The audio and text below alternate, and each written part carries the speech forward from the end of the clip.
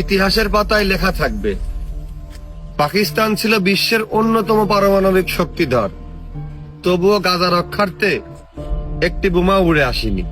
মিশরের বুক চিরে নীল নদ বয়ে গেছে শতাব্দীর পর শতাব্দী, যা তৃষ্ণা জুগিয়েছে আফ্রিকার মরুভূমিকে।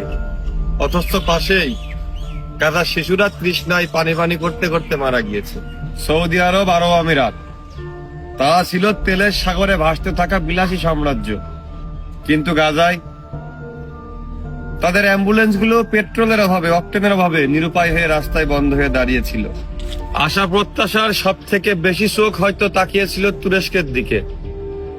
সামরিক শক্তি, নিরাপত্তা বা কূটনৈতিক সহায়তা নিশ্চয় আসবে। পারমাণবিক হাইড্রোজেন বোমাও ছিল, কিন্তু গাজার আকাশে একটার ছায়াও দেখা যায়নি। সবকিছুই লেখা থাকবে ইতিহাসের পাতায় মুসলিমদের উপর এই জুলুমের কথা।